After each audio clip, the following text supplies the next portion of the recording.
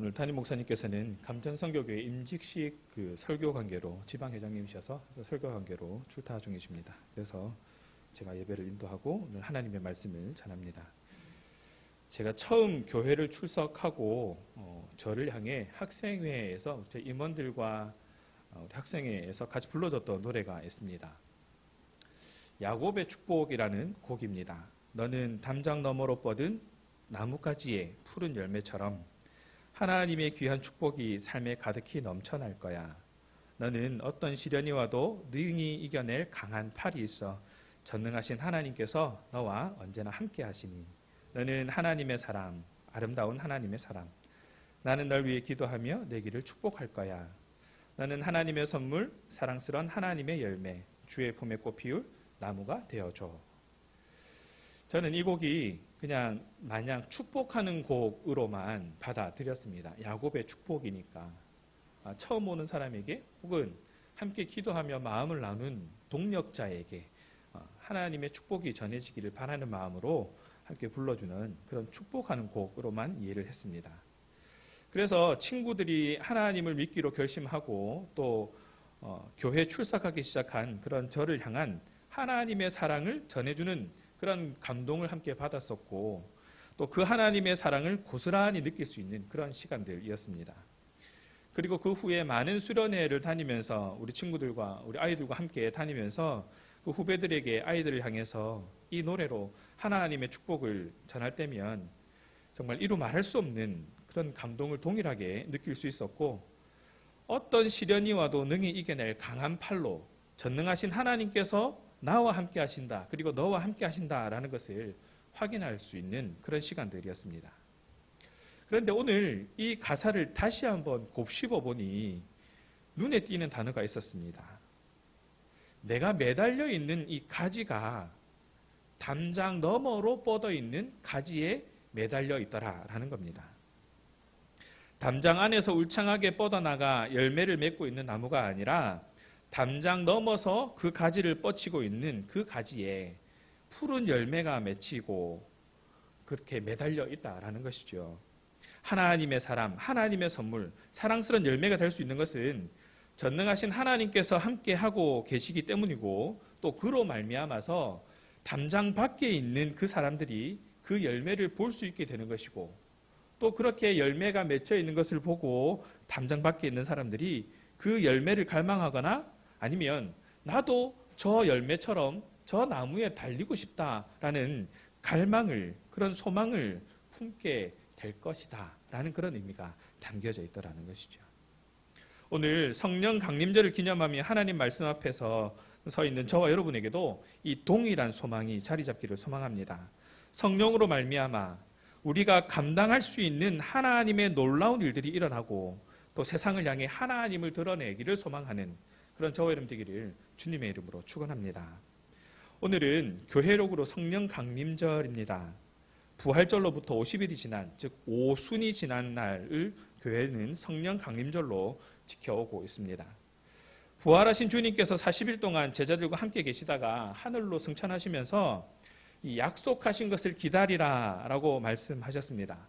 이에 제자들은 그 말씀을 듣고 마가의 다락방에 모여서 오로지 기도에 힘쓰게 됩니다. 주님이 승천하시고 10일째 되는 날 기도하던 제자들에게 주님께서 약속하신 성령이 임했습니다. 그들은 방언으로 기도하며 뜨겁게 하나님과 교제를 나누면서 이웃들에게는 하나님의 은총을 전했고 그리고 교회 공동체는 그 무한한 하나님의 사랑을 함께 나누는 그런 은혜들이 차고 넘쳤습니다.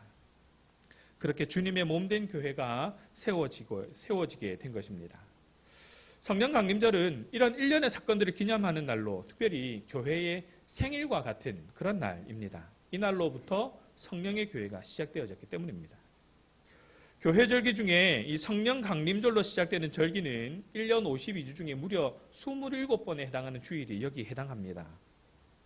성령 강림절기가 그토록 긴 것은 그리스도인의 삶, 교회다움에 대해서 충분히 묵상하면서 지금도 함께 하시는 주님을 증명해내는 삶, 그러한 삶을 살라는 그런 뜻으로 해석할 수 있습니다. 이제 기나긴 성령 강림절 절기가 시작되었습니다. 주님의 몸된 교회가 어떤 정체성을 가지고 살아야 할지, 그리고 무엇을 지향하며 살아야 할지를 함께 고민해보는 그런 시간을 갖고자 합니다. 하지만 신앙생활에 익숙해지고 좀 바빠지다 보면, 일상생활에 바빠지다 보면 그만큼 놓치는 것도 많아집니다. 성령으로 말미암아 우리가 감당할 수 있는 하나님의 놀라운 일들이 분명히 있을 것인데, 과연 우리는 그러한 성령의 감동을 계속 경험하며 살아가고 있는가?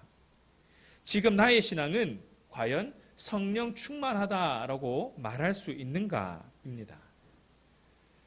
당연히 초조함이 생길 것입니다. 이러한 초조함을 이겨내기 위해서 어쩌면 우리는 하나님과의 만남을 대체할 그런 다른 것들을 찾게 되는 유혹에 쉽게 빠지게 됩니다. 이런 요소들이 물론 신앙생활에 없어서는 안 되는 꼭 필요한 것들이긴 한데, 그러니까 보십시오. 기도하는 것, 전도하는 것, 선한 행위를 하는 것, 교회 봉사하는 것, 심지어는 이 예배하는 행위로 우리는 하나님과의 만남, 성령 충만을 대신하려고 한다는 것입니다.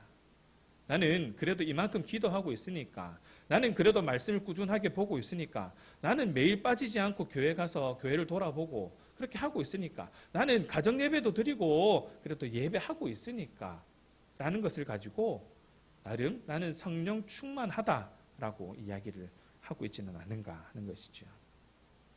하나하나 보면 소홀히 할 수 없는 아주 소중한 것들입니다. 분명히 이러한 것들은 우리의 삶 가운데서 꼭 있어야 하는 것입니다. 하지만 이것 자체가 하나님 경험, 구원 사건의 경험을 대신할 수는 없다라는 것이죠.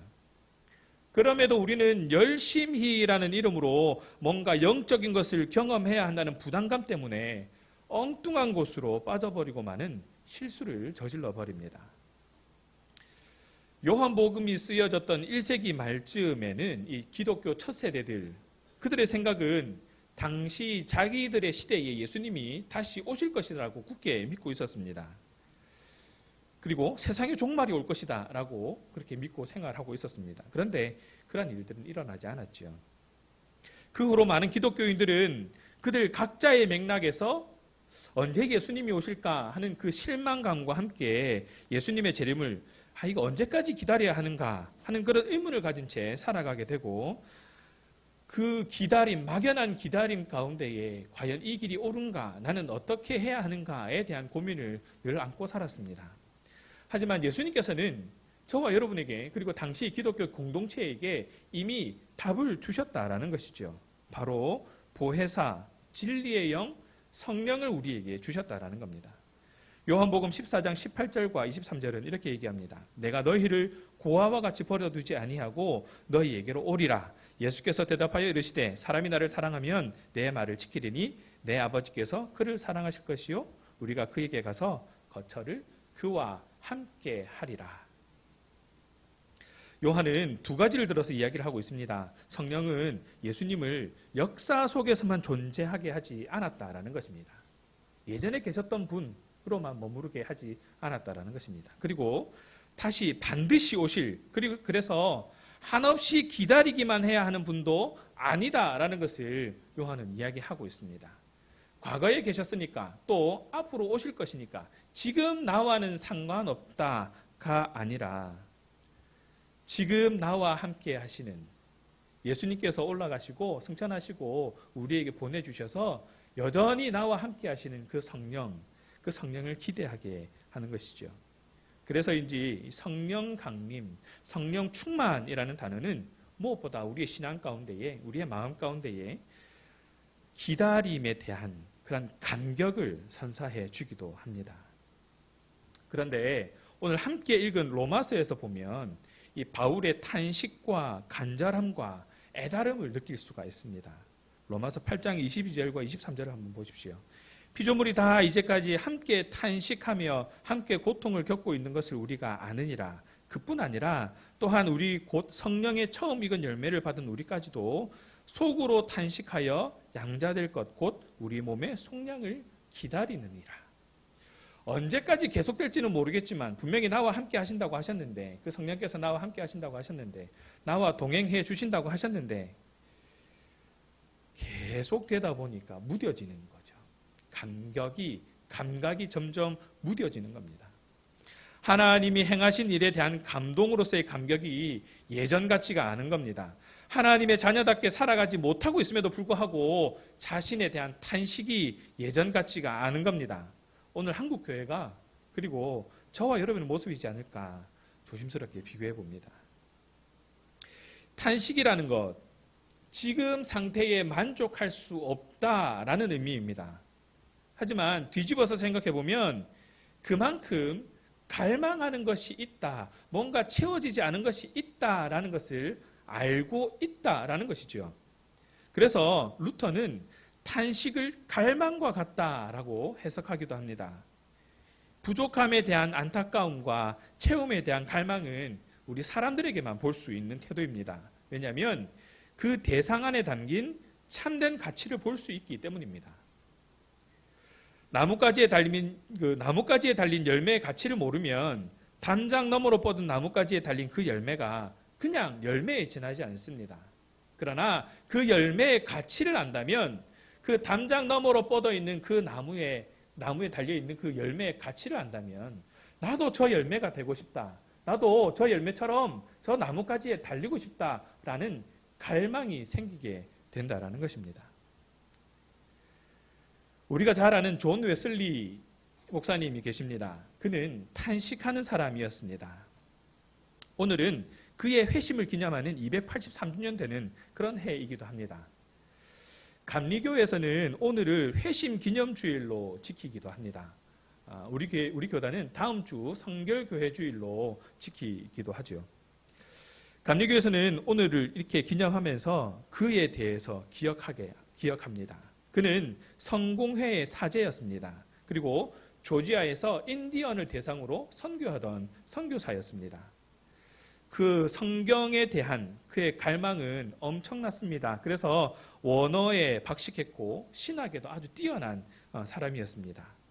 늘 최선을 다해 성실하게 신앙생활에 전념했던 경건한 신앙인이다. 누가 봐도 그를 통해서 저 사람은 정말 신실한 사람이다. 경건한 사람이다. 라는 그런 평을 받았던 사람입니다.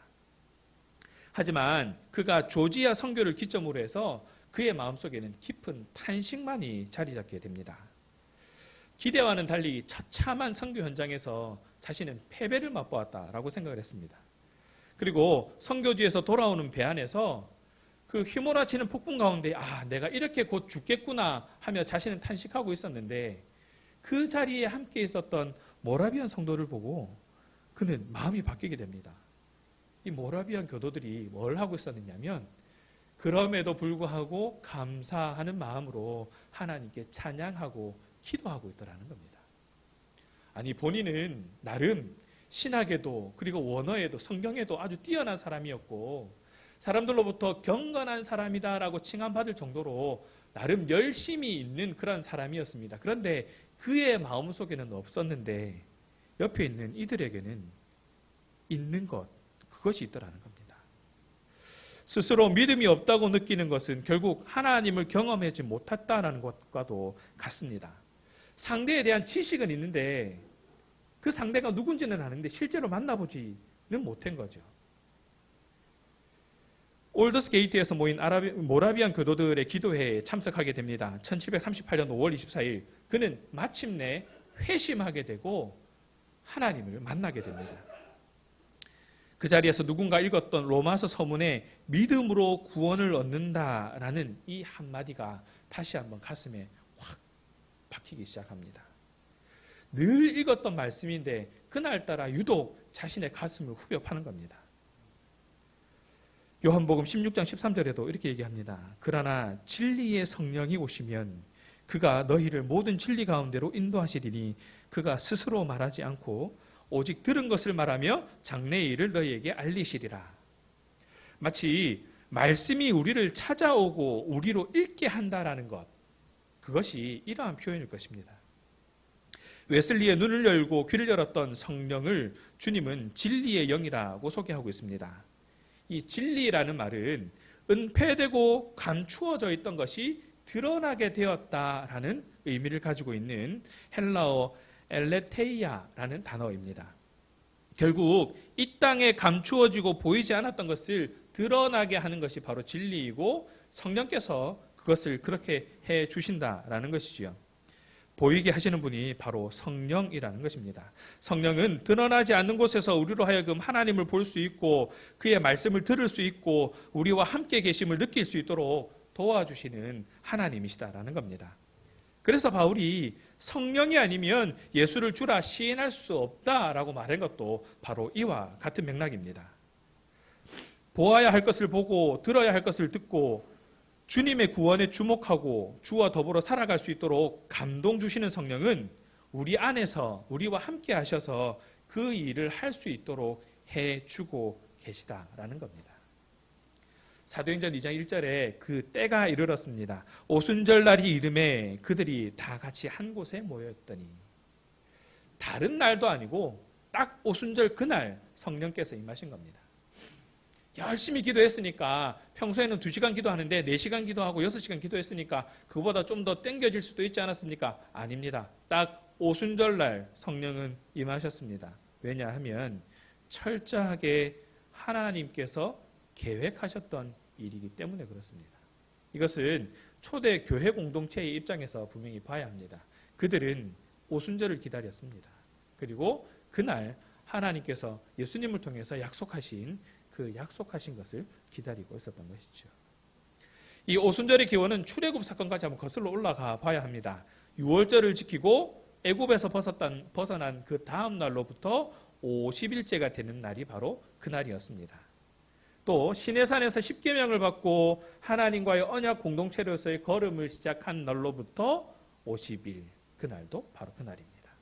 광야를 떠돌던 그들에게 약속의 땅에 들어가서 봄철 곡식을 수확하고 추수절로 지키라라고 명령하신 그날도 바로 이날입니다.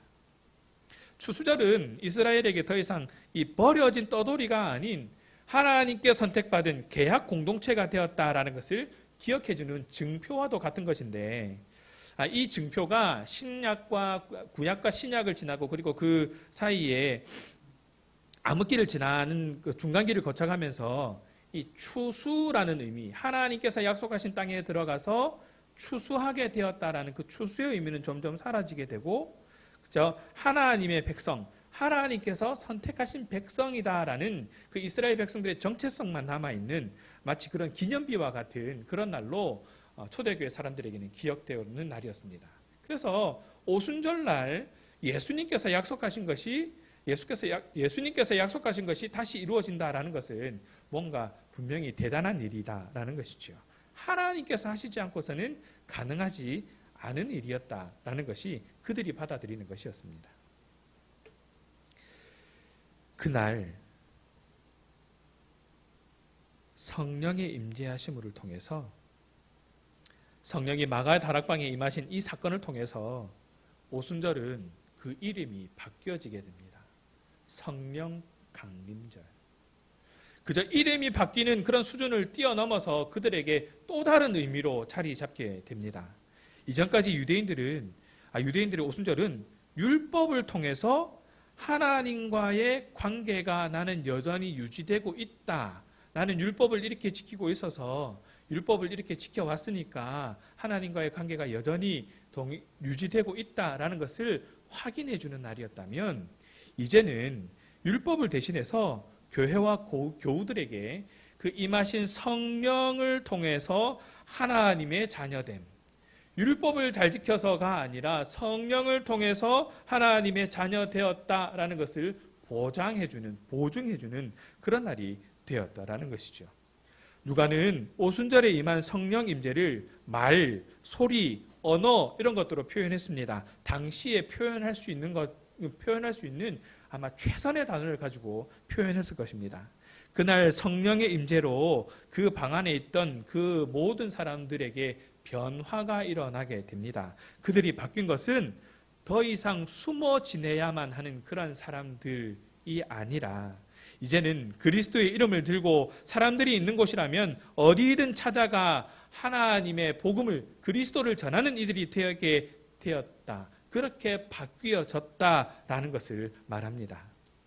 성령이 임하시고 권능을 받았다라는 것은 그가 무엇을 했다라는 것이 아니라 그 안에 어떤 일이 일어나게 되었다라는 것을 말합니다. 눈을 열어 보이지 않던 넘어가 보이게 되고, 듣지 못하던 귀를 열어서 진리의 말씀을 듣게 되고, 부활하신 예수님을 경험하게 되고, 그를 다시 살리신 하나님을 믿게 되는 것, 이것이 성령이 임하셔서 가능하게 하는 일이다라는 것을 말하고 있습니다. 이 모든 일들을 가능하게 하시는 분은 오직 성령 하나님 한 분뿐이시다라는 것이지요. 그렇다면 우리 안에 성령 충만이 있음이, 성령의 충만함을 어떻게 확신할 수 있을까요? 성령이 임하시면 예수님이 우리를 구원하실 주님이시라는 사실이 깨달아집니다. 아는 것에서 느껴집니다. 그것이 믿음으로 고백되어집니다.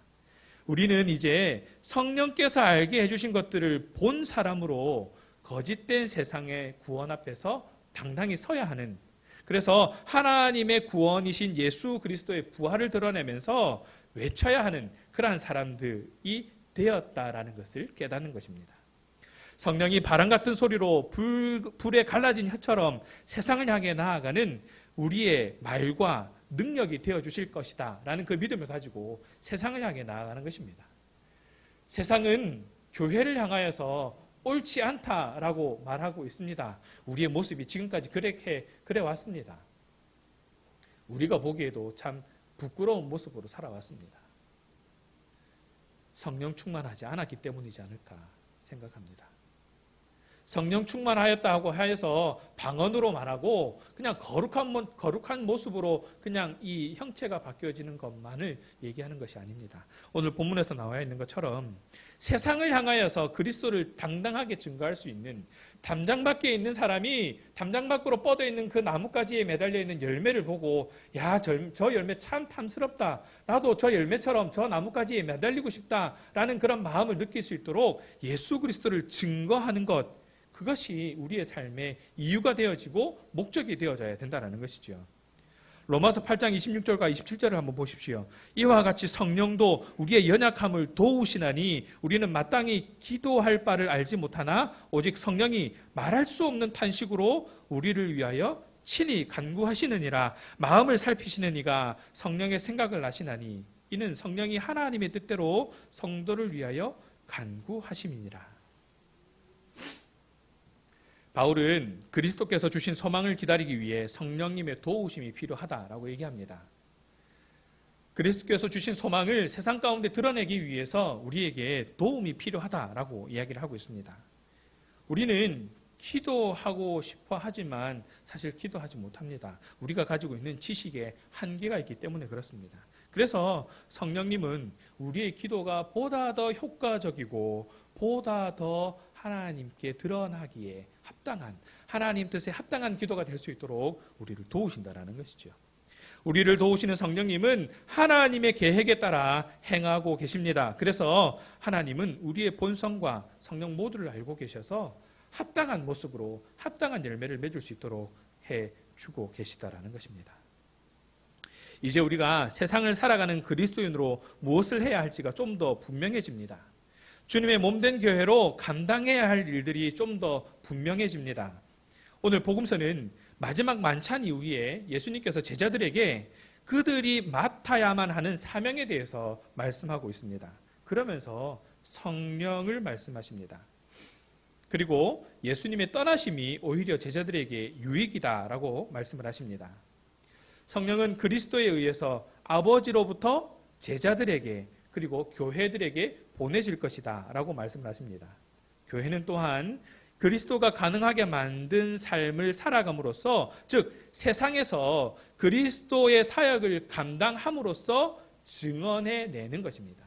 화려한 언변으로 증언해내는 것이 아니라 하나님께서 살아갈 수 있도록 만들어 놓으신 그 삶을 살아감으로 증언하게 되어진다라는 것입니다. 하나님의 뜻대로 살아가는 것입니다. 내 뜻과 내 계획을 세우는 것이 아니라 하나님께서 살게 하신 대로, 하나님께서 깨닫게 하신 대로, 하나님께서 결심하게 하신 대로 말씀에 근거하여서 그 말씀대로 살아가는 것. 성령과 함께 일하면서 말입니다. 그런데 제자들은 슬픔에 잠겨서 예수님이 어디로 가시는지 묻는 자가 없었습니다. 성령의 오심도 잊어버리고 있었습니다. 요한복음 16장 7절을 보십시오. 그러나 내가 너희에게 실상을 말하노니 내가 떠나는 것이 너희에게 유익이라. 내가 떠나지 아니하면 보혜사가 너희에게로 오시지 아니할 것이요 가면 내가 그를 너희에게로 보내리니. 그렇게 성령이 오시면 제자들에게 예수님이 갖지 아니한 것들을 말하게 하신다, 행하게 하신다라고 얘기하고 있습니다. 요한복음 16장 12절과 13절에서 이 이야기를 좀 더 합니다. 내가 아직도 너희에게 이를 것이 많으나 지금은 너희가 감당하지 못할 것이다. 그러나 진리의 성령이 오시면 그가 너희를 모든 진리 가운데로 인도하시리니 그가 스스로 말하지 않고 오직 들은 것을 말하고 장래의 일을 너희에게 알리시리라. 성령께서 오시면 그것이 가능하다라는 것이죠. 말씀을 정리합니다. 그림을 하나 보겠습니다. 빈센트 반 고흐가 그린 그 사이프러스라는 그림입니다. 1889년 6월 말경에 그린 그림입니다. 이 고흐가 주로 거주했던 아르를 떠나면서 이때 생레미의 요양병원에 들어가게 됩니다. 이 환각과 정신질환에 시달리던 그런 시기였습니다. 1889년 5월 달에 이제 요양병원에 들어가게 되는데 고흐는 그 요양병원에 앉아서 창문을 통해 보이는 이 사이프러스 나무를 봅니다. 가까이에서 볼 수 없었기 때문에 그 나무를 좀 더 가까이서 보고 싶다라는 마음들이 자꾸 생기게 됩니다. 그래서 입원한 지 한 달이 지나고 나서 병원으로부터 허락을 받고 그 사이프러스 나무 숲으로 가서 그 나무를 꼼꼼히 가까이에서 막 살펴보게 됩니다. 너무 좋았던 것이죠. 그 시기에 동생 테오에게 쓴 편지가 있는데 나는 사이프러스의 매력에 푹 빠져버렸다. 나의 해바라기 그림처럼 지금까지 시도해본 적이 없는 새로운 방식의 그림을 창조해낼 것 같다. 사이프러스는 마치 이집트 뾰족탑처럼 균형 잡힌 아름다운 나무다라고 말하면서 사이프러스에 사로잡힌 그런 본인의 마음을 표현합니다. 이 사이프러스 나무는 고흐에게 어떤 의미가 있었을까요? 그는 이 나무가 하늘과 땅을 잇는 그런 가교 역할을 한다라고 봤습니다. 고흐가 이 삶과 죽음에 대한 근원적인 질문들 때문에 고뇌와 번민에 쌓여있는 그 시기에 본 이 나무, 그 나무는 고흐를 충분히 매료시켰고 영혼의 화가로 불리는 고흐로 하여금 새로운 도전 정신을 갖도록 했습니다. 어떤 성경 주석가는 이 고흐의 그림 속에 나오는 사이프러스 나무를 보고 이 상록수들이 위로 쭉쭉 자라고 있는 것을 보고 이렇게 표현합니다. 녹색 빛깔로 타오르는 성령의 불꽃과 같은 혀라고 표현했습니다. 그가 고흐의 그림을 보면서 불의 혀처럼 갈라지는 성령의 불꽃을 연상했기 때문일 것입니다.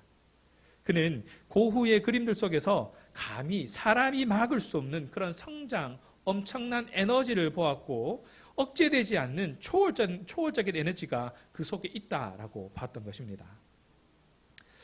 요양병원에서 그 고흐는 계속되는 환각과 발작 증세 때문에 많이 힘들어했습니다. 많이 힘들어했지만 그 이후로 남긴 습작들이 참 많이 있습니다. 아이러니하게도 그의 몸과 정신은 병들어서 피폐해질수록 예술가로서의 재능은 더욱 빛을 발했다라는 것이죠. 고흐는 이 개신교 목사의 6남매 가운데 맏아들이었습니다.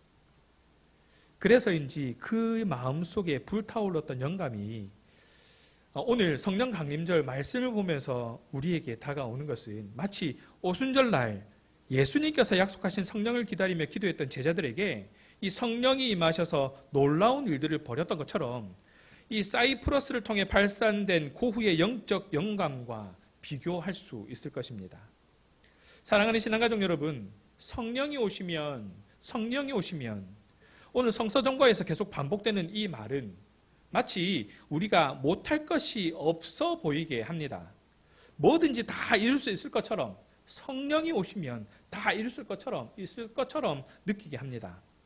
그러나 성령 강림이란 우리의 꿈이 실현되는 것이 아니라 하나님의 약속이 이루어지는 사건입니다. 성령은 하나님으로부터 온 것을 말씀하게 할 것입니다. 성령 충만이란 우리가 성령의 힘을 빌려서 우리의 목적을 완성함이 아니라 우리를 인도하여 예수의 사람으로 살아갈 수 있도록 그리스도인으로 살아갈 수 있도록 변화시키는 것입니다. 성경에는 성령을 받아 부자가 되었다거나 출세했다라는 기록은 단 한 건도 없습니다. 성령을 통해서 자신의 바램을 이루었다는 이야기도 없습니다. 그러나 성령 받아서 자신의 길을 돌이켜 주님을 따라간 사람의 이야기는 너무나 많습니다. 성령은 예수의 영이므로 성령의 오심은 그리스도께서 우리에게 오심을 말합니다. 성령은 예수를 증언하는 영이므로 그 영을 받은 사람은 그리스도를 증언하게 됩니다. 성령 강림은 우리의 능력이 강해짐에 있어서 그저 성령이 말하게 하심을 따라 말하는 그 능력을 얻게 되는 것입니다. 그 능력으로 그리스도를 전하는 저와 여러분 되시기를 바랍니다. 세상의 방법으로 세상에 만족하는 삶을 살아가는 것을 갈망하는 것이 아닙니다. 세상이 우리를 향해서 우리의 삶이 담장 너머로 뻗은 그 가지에 달린 열매가 되어서 담장 밖에 있는 사람들이 그 열매에 갈망하도록 사랑을 드러내는 그러한 삶을 살아가는 저와 여러분 되기를 바랍니다. 주님께서 약속하신 성령, 지금 우리와 함께 하시는 성령, 그래서 우리로 하여금 말하게 하시는 성령, 그 성령님께서 말하게 하심을 따라 말하는 저와 여러분 되시기를 주님의 이름으로 축원합니다. 기도하겠습니다.